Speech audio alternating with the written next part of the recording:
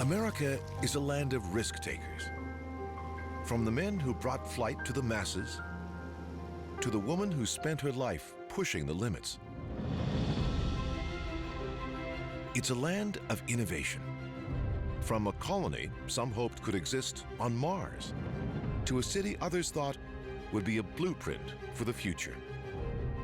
This is a place where good ideas have made millionaires, and a good golf swing produced a billionaire. From self-made men to man-made products, these are the big thinkers, big dreams, and big things that could only be made in the USA.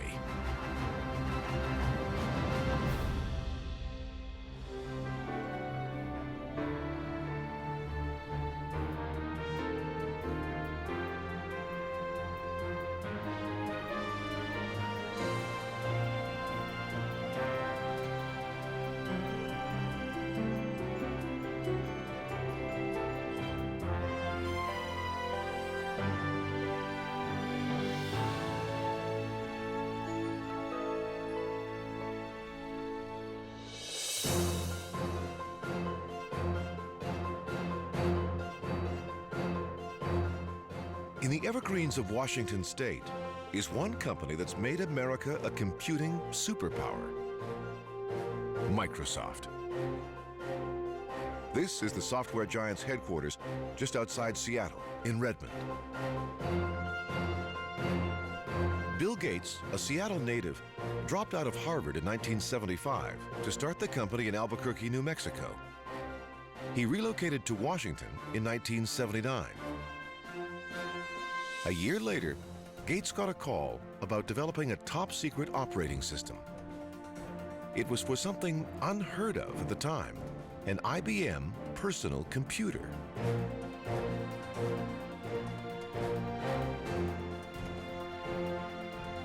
In Redmond, Microsoft's employees have perks like a soccer field, baseball diamond, and 25 high-end cafeterias.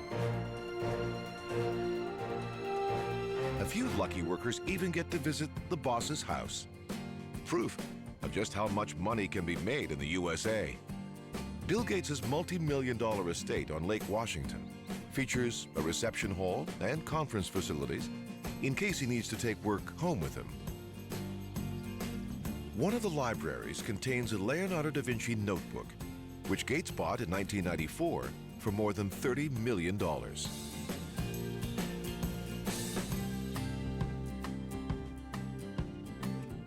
And while the home's exterior is traditional, the inside is, of course, state-of-the-art. A house computer can detect what temperature and music each resident prefers.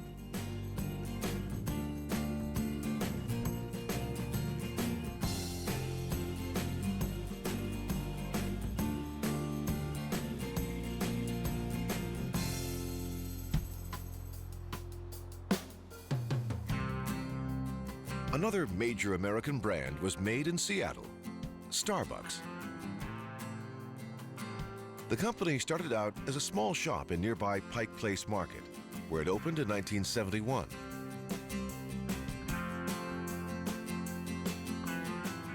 In 1983, marketing director Howard Schultz went to Milan, Italy, and noticed the popularity of espresso bars. He convinced Starbucks founders to try out the coffeehouse concept, and now Starbucks is sold in 55 countries. Their signature mermaid comes from a 16th century Norse woodcut. It pays tribute to Seattle's seaport roots and the seafaring history of coffee.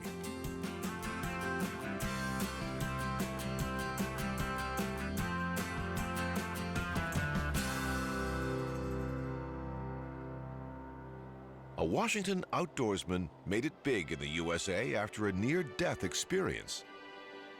In the 1930s, a man named Eddie Bauer was hauling fish he had just caught through the Olympic Peninsula. Soon, he started sweating in his wool clothes and developed hypothermia. Afterwards, Bauer came up with an idea for a goose-down breathable jacket. an invention that revolutionized cold weather outerwear. He hit it really big in World War II, when the down-filled bomber jackets he made for fighter pilots became the height of fashion. The war also made a fortune for another Washington businessman, named William Boeing. He flew as a passenger for the first time in 1914, just 11 years after the Wright brothers' Virgin flight. Boeing had been running a successful timber company, but once he was airborne, decided he could build a better plane.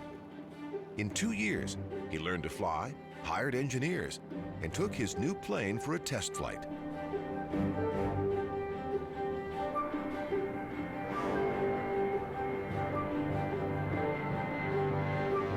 At first, the company struggled. Then, Boeing started flying letters from Vancouver to Seattle, America's first international airmail. Boeing also started repairing and manufacturing military planes, eventually building World War II bombers. The company is a top producer of passenger aircraft, many of which are made here, 25 miles north of Seattle. This is Boeing's mammoth Everett plant, the largest building in the world when measured by volume.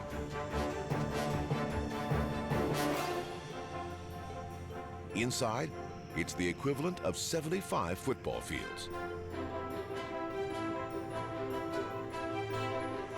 Behind massive bay doors, Boeing builds 4 models of planes. The aircraft emerge with a green mylar coating to prevent damage.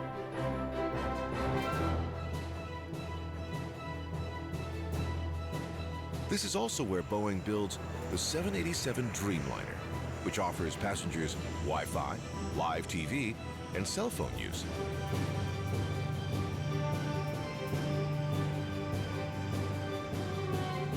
After a few hundred tests, the plane is ready for delivery.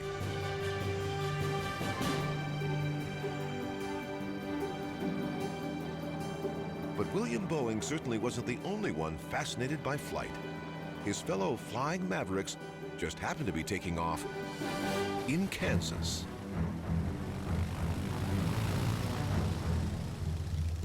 In the mid-20s, Wichita resident Lloyd Stearman started designing biplanes like these, the main aircraft used in those early aviation years.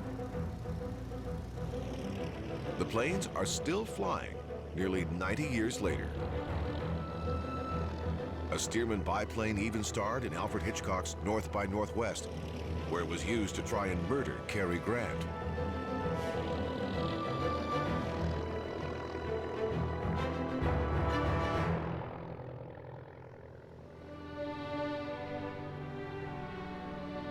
While some businessmen were building planes, an American woman was making history with one.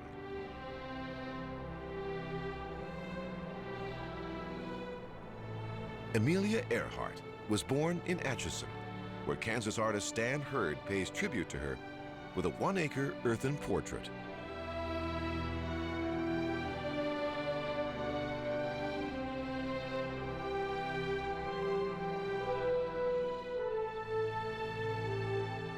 Growing up, Earhart spent much of her time here in her grandparents' house high above the Missouri River.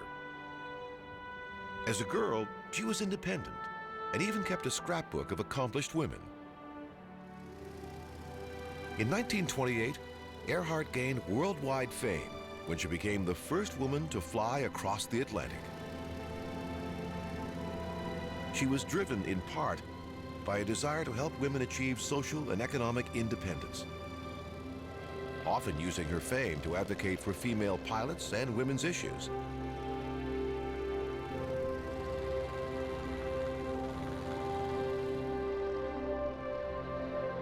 But her attempt to be the first woman around the world came to a tragic end when she disappeared over the Pacific, a mysterious death that sometimes overshadows her lifetime of accomplishments.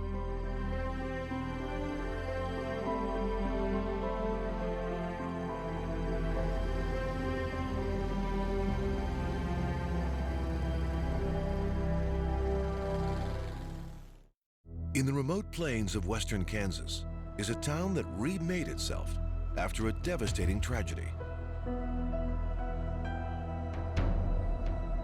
In 2007, a massive tornado leveled the small community of Greensburg. Half of the survivors decided not to come back, but the population here had actually been decreasing for years. City leaders decided they didn't just need to rebuild, they needed to revitalize. Their idea was to make Greensburg the greenest town in America. It was a tough sell to residents, but they gradually began to rally.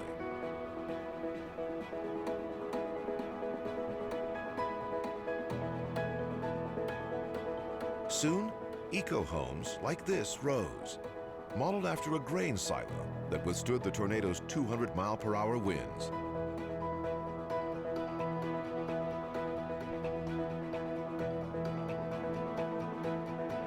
The 547 Arts Center was the first public building to go up, part of the town's decision to make the arts a priority. The Kansas architectural students who designed it named it after the date the tornado hit.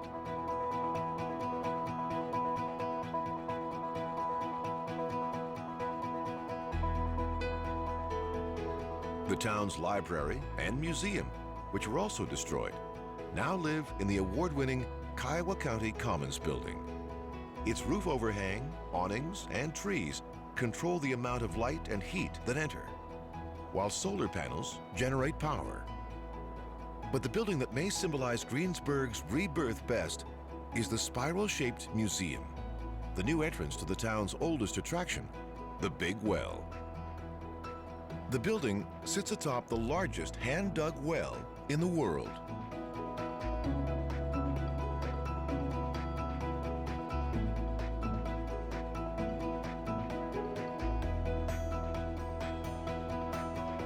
The structure is modeled after the Fibonacci sequence, a series of numbers that creates spirals found in nature, including tornadoes.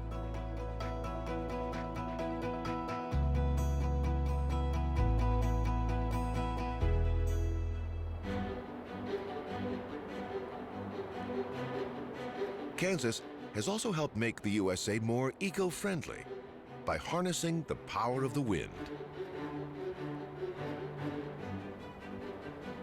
BP is behind this wind farm called Flat Ridge 2 in south-central Kansas. The wind industry has skyrocketed in the U.S., outpaced only by China.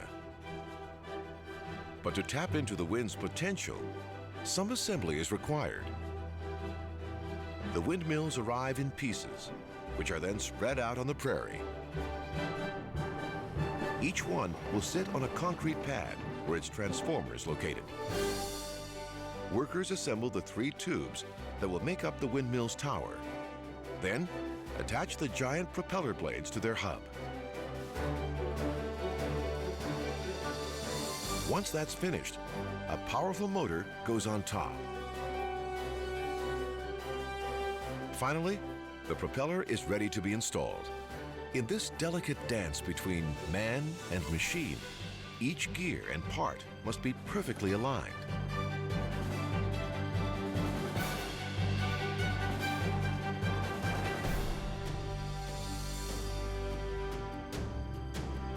When the workers are done, 262 windmills will tower over the Kansas plains, generating enough electricity for 125,000 homes.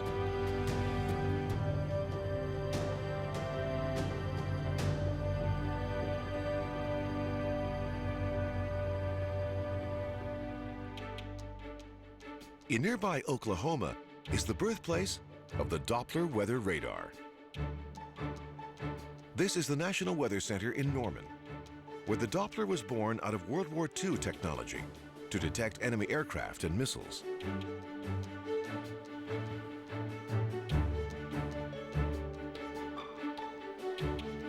In 1964, the radar allowed scientists to measure motion inside a storm for the first time.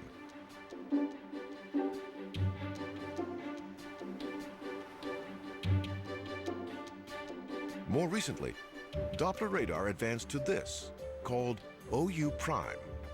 It's one of the highest resolution radars of its kind.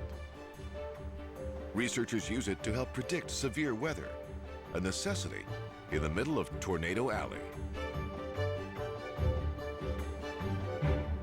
1,400 miles away is one of the sites that helped Google become a household name. This is the company's server farm in the Dalles, Oregon.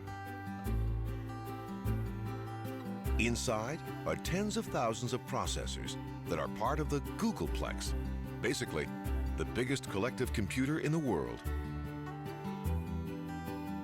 And powering all that creates a lot of heat, which is why this server farm is near the Columbia River. The Dalles Dam hydroelectric station and its half-mile powerhouse supply Google with cheap, renewable energy, something the company says is a priority as it continues to expand.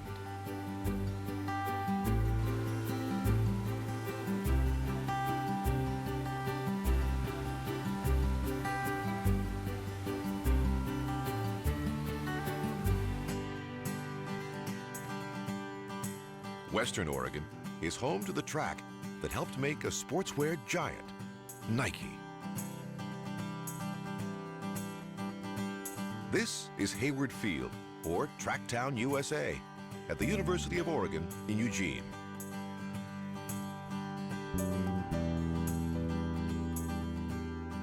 In 1949, a man named Bill Bowerman became the track and field coach here. Known for his attention to detail, Bowerman even cobbled shoes for his runners.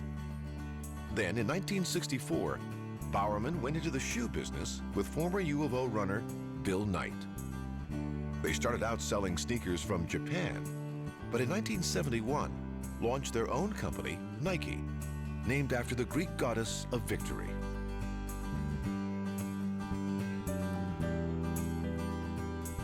At the company's Beaverton headquarters, Nike is still looking for ways to give runners an edge, inviting top athletes to train here.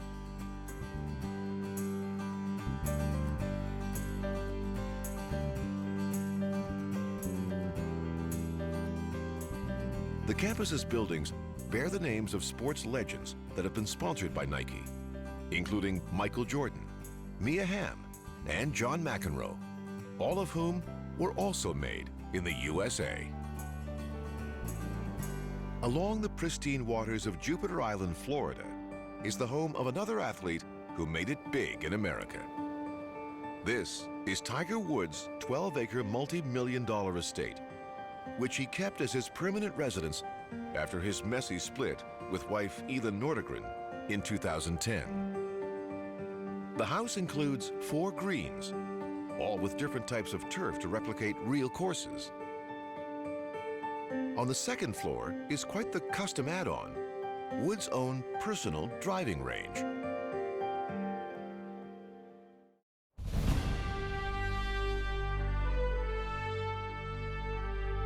Up the Florida coast is a city that's made the USA a leader in space exploration. Cape Canaveral is home to the Kennedy Space Center, a long-standing testament to the power of American ingenuity.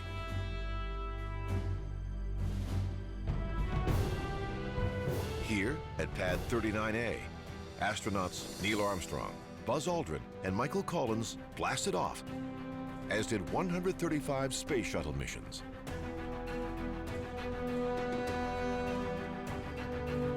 Towering over this stretch of coast is NASA's Vehicle Assembly Building, the largest single-story structure in the world.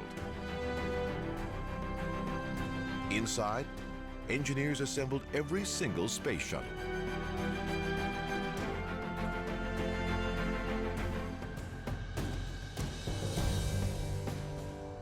Before launch, shuttles were rolled out and onto this 135-foot wide path called the Crawler Way.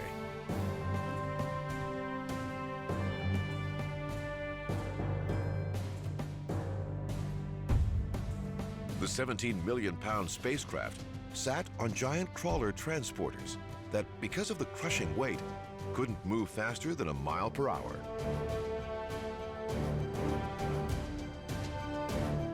Tracks from the last one to make this journey are still visible.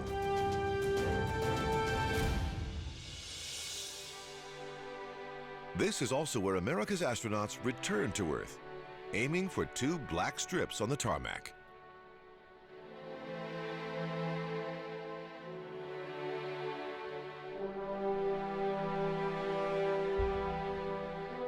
The Space Shuttle program ended in 2011. Now, NASA is looking for new ways to put its historic infrastructure to use.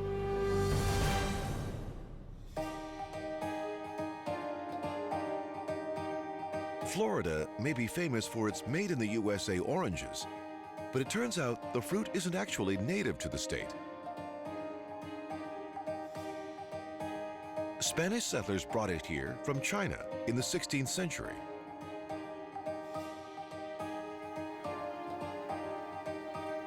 It took another few hundred years for oranges to catch on.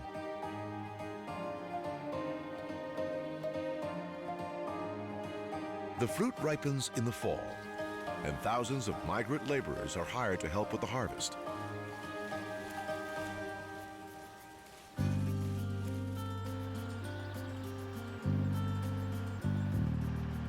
Racing between the rows are trucks called goats that gather the fruit from workers and ferry it to nearby tractor trailers.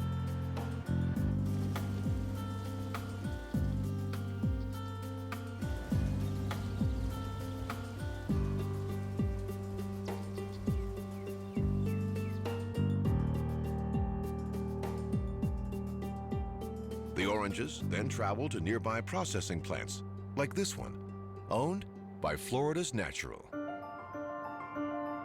The company got its start in 1933 as a small co-op. Now, it's one of the biggest orange juice producers in the country.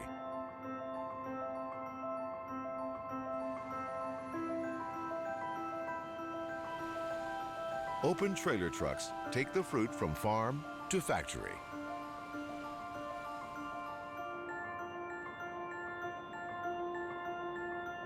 Inside, millions of oranges a year are turned to pulp, their juice pasteurized and bottled before it makes its way around the world.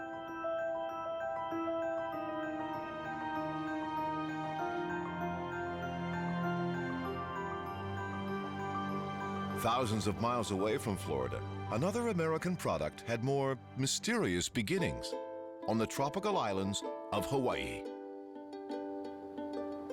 These are the Dole pineapple plantations on Oahu, and one of Hawaii's main sources of revenue. But no one knows exactly how the pineapple ended up here. What historians do know is that a Spanish adventurer successfully started raising them in the 1800s. Then, at the turn of the century, a Harvard grad named James Drummond Dole came to Oahu and thought the fruit might have potential. Putting his business and agricultural degrees to use, Dole bought some land and started using the relatively new technology called canning. After some persistent marketing, the pineapple became a symbol of friendship and a staple in many kitchens.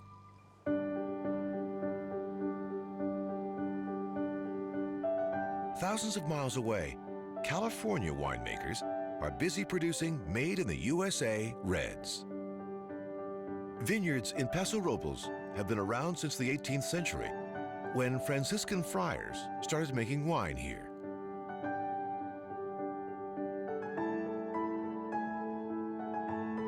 In the 1870s, commercial winemaking began with an Indiana rancher named Andrew York. He had a surplus of grapes, so he started the Ascension Winery, which eventually became the York Winery, among the oldest in the country.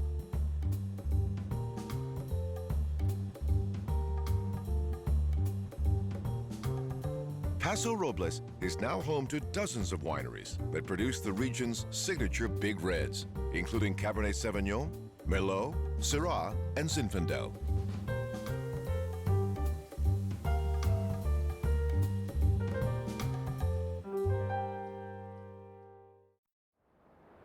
In the 1870s, many men went west in search of gold. But one man dreamt of making a fortune on something else: beer. German-born Adolf Coors hiked through the foothills of Golden, Colorado, looking for his key ingredient: sparkling clean water. Coors and a partner converted an old tannery into a brewery, then shipped their beer to thirsty miners. When Prohibition hit, Coors stayed afloat by manufacturing cement and other products. And when Prohibition ended, his beer endured. In the 50s, Coors unveiled the all-aluminum beer can, which quickly made steel ones obsolete. And it's rumored that Coors was a favorite of President Gerald Ford, who apparently brought it aboard Air Force One. 4 decades later, President Barack Obama would reach for a different American beer: Yuengling. Before Coors, German immigrant David Yuengling started making his beer in Pottsville, Pennsylvania. Here, the water was soft and clean. There were thousands of beer-drinking German immigrants, and the nearby railroad made shipping easy. Yuengling did well locally for years. Then, in the 80s, it gained steam nationally. That's when Yuengling's great-grandson solved the problem of how to pronounce the beer's name by reintroducing an old brew and calling it simply lager. Today, Yuengling is the oldest operating beer company in America. About an hour away from the brewery is one of the largest chocolate manufacturers in North America, Hershey Chocolate Company in Hershey, Pennsylvania. Founder Milton Hershey grew up on a nearby farm, where his father took on one failed venture after another. After his dad left, Hershey's mother taught him a strong work ethic, which saw Milton through years of failure until he made a fortune on caramel.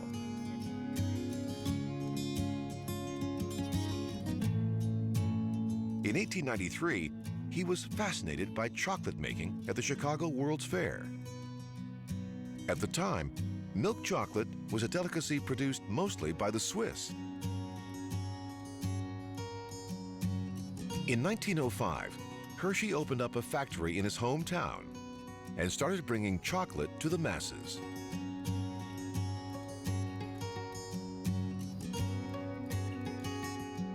He also gave back, starting the Hershey School to give disadvantaged kids a good education. Another Pennsylvania entrepreneur made it big with ketchup. Pittsburgh native Henry John Heinz started out selling horseradish, which did well until the economy collapsed. After being broke for a few years, Heinz borrowed money from his brother and started bottling ketchup in 1876. One component of his success? A clear glass bottle. Consumers liked to see what they were buying. By 1900, Heinz was the leading manufacturer of ketchup and other condiments.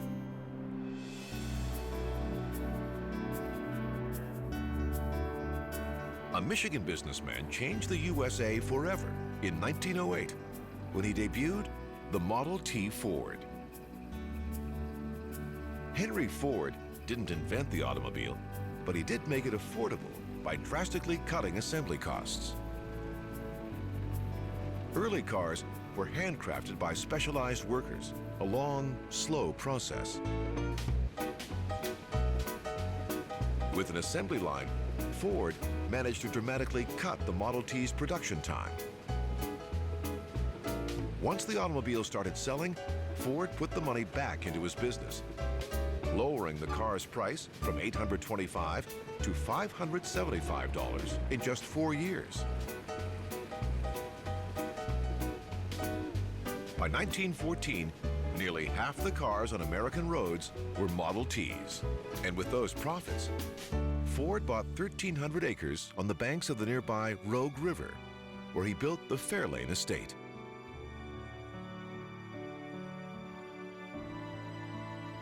Ford was proud of his modest roots and told builders not to spend more than $250,000 But after 2 years and 56 rooms, the total bill was nearly $2.5 million.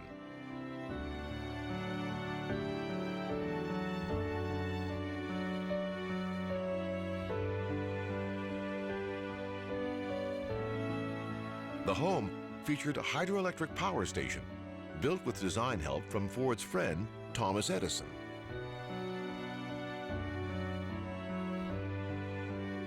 Two generators on the river powered the estate, along with 2,000 other nearby homes.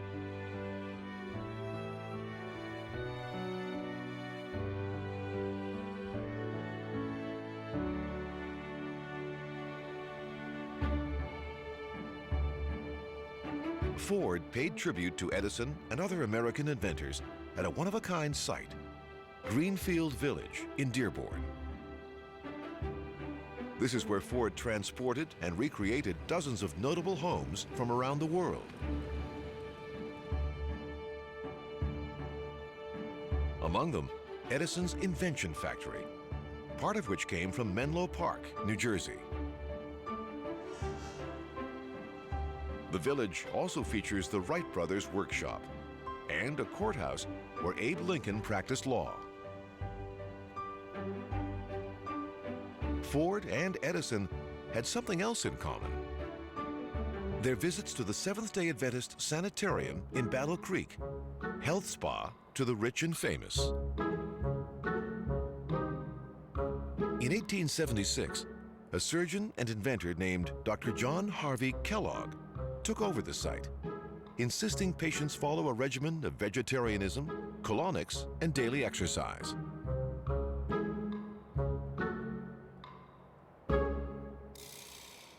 Dr. Harvey and his brother Will were always researching healthier food options. One day, while trying to make a bread substitute, Will left out boiled wheat too long. He rolled and baked it anyway, accidentally inventing what would eventually become cornflakes. Sanitarium patients loved it, even asking to have the cereal shipped to their homes. Will went on to found the Kellogg Company, creating a permanent rift between the brothers. By 1906, Kellogg's was a household name. More than 5 decades later, Michigan produced something else that would take the USA by storm: the Motown sound. In 1959, at the urging of his friend Smokey Robinson, a songwriter named Berry Gordy founded Motown Records in this modest Detroit house.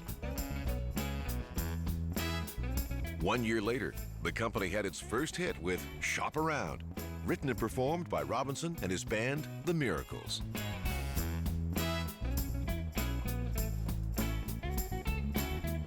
Gordy, a former auto worker, knew from the car business that to keep consumers happy, he had to produce fast. And for the next decade, he did, with talent like The Temptations, The Four Tops, The Supremes, and many more.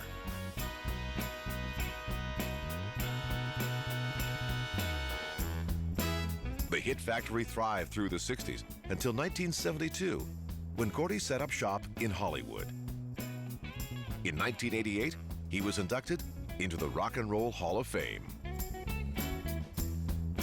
But the Motown sound might never have existed had it not been for Clarksdale, Mississippi, and the blues.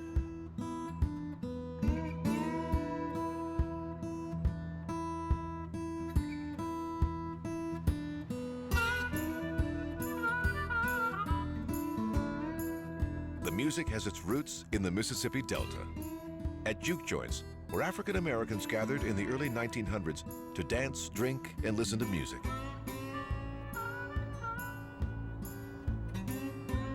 Blues is said to have started south of here, in Tutwiler. A band leader named W.C. Handy heard a fellow traveler playing what Handy called the weirdest music he'd ever heard. 9 years later, Handy published Memphis Blues, the first song with blues in its title. Clarksdale is home to the Delta Blues Museum housed in an old freight depot.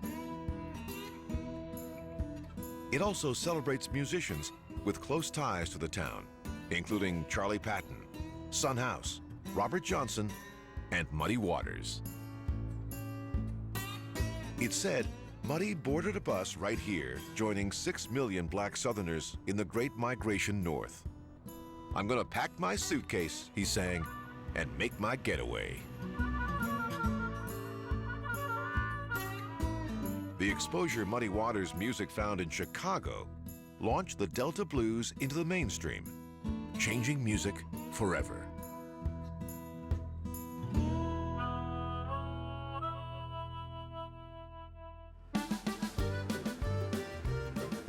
Another Southerner came up with something hot in the bayous of Louisiana.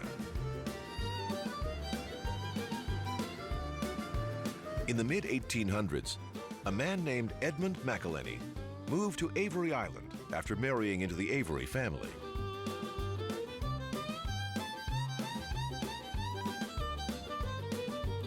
Their main staples were salt and sugarcane. But Edmund grew Tabasco plants as a hobby. When the Civil War started, the family fled. They returned to find the salt mines flooded and the sugarcane burned. But the red pepper plants were flourishing. Edmund, a talented cook, allowed the peppers to age and ferment so he could make a spicy sauce. In 1868, he sent samples in small cologne bottles to food distributors and called it Tabasco. These days, most of Tabasco's peppers come from Mexico, but every bottle is still filled at this factory on Avery Island.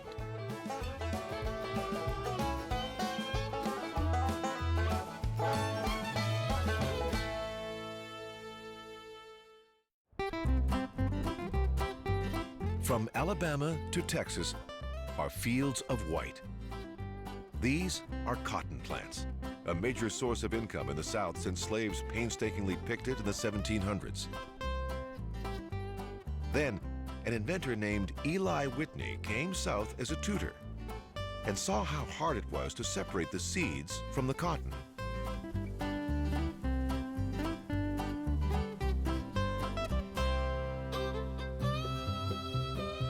He created a cotton gin that, unlike its predecessors, could handle the short staple cotton commonly grown in the South. But before Whitney could profit from the invention, others illegally copied it. He left the South broke and frustrated. Whitney went north to pursue another idea: mass production. He started making something new, machine-made, interchangeable parts. His model went on to help spur the Industrial Revolution. Other farmland in Alabama produced something far different. One of the fastest racetracks in America, the Talladega Superspeedway. It opened in 1969, the latest addition to the NASCAR circuit, one of the biggest spectator sports in the world. The first organized NASCAR race was in Daytona Beach in 1948, on the actual beach. Over the next 2 decades, stock car racing would explode, hitting the airwaves the same year Talladega opened, and producing stars like Pete Hamilton and David Pearson. In the 80s and 90s, the track was dominated by Dale Earnhardt before his death during a 2001 Daytona race. The accident led to rigorous new safety measures in the sport. Nearly 600 miles from the Speedway is a place that couldn't be more different: the very peaceful town of Green Bank, West Virginia. Home to the Green Bank Radio Telescope, the world's biggest land-based movable structure. Radio astronomers use it to learn more about outer space, but they need things to be very quiet. That's part of the reason they chose this town. The Allegheny Mountains protect it from much man-made noise. On top of that, residents can't use cell phones, digital cameras, or Wi-Fi connections because the signals would interfere with the astronomers' work.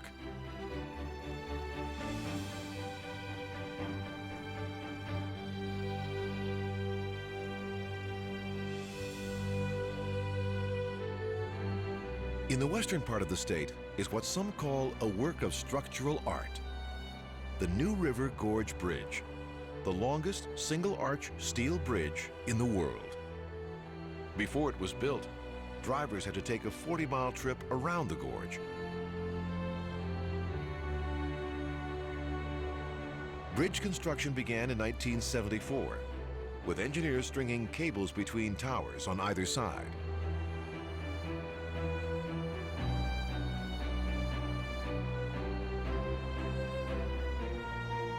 The challenge of a single arch design is that the weight of the structure pushes outward from the arch, threatening to make the bridge sag. But in this case, the mountain provides rock-solid support.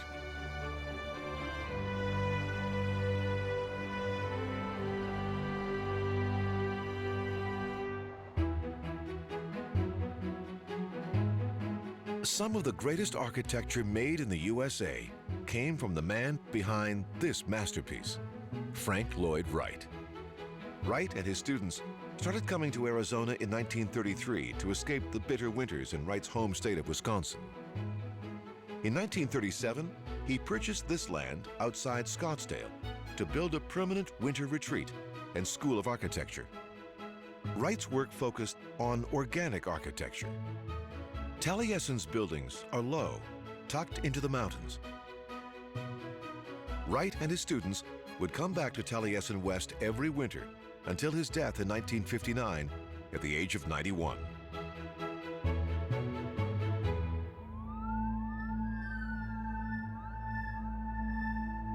Arizona is also home to one of the most unique structures ever made in the USA. This is Biosphere 2 in the town of Oracle outside Tucson. In 1991, scientists sealed 8 people inside it for 2 years to see if humans might be able to colonize another planet. Inside, they had a working farm, along with replicas of an ocean, savanna, and rainforest.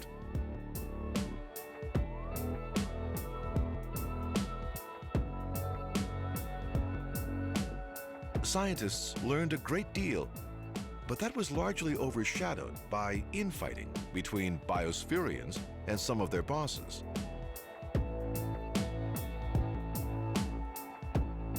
Biosphere 2 is now owned by the University of Arizona, which uses it to study climate change and ecology, among other things. Elsewhere in Arizona, another visionary has different ideas about how the future should look. 70 miles north of Phoenix is the community of Arcosanti, the work of Italian architect Paolo Soleri.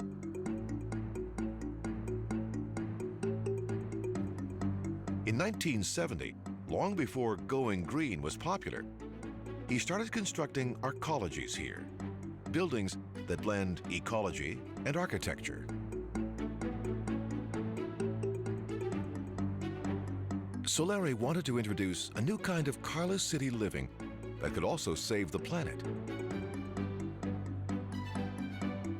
His urban experiment also incorporated green efforts like solar power.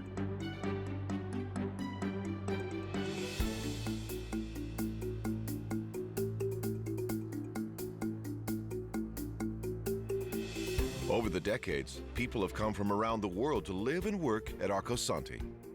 But the total population never approached the 5,000 mark Soleri envisioned.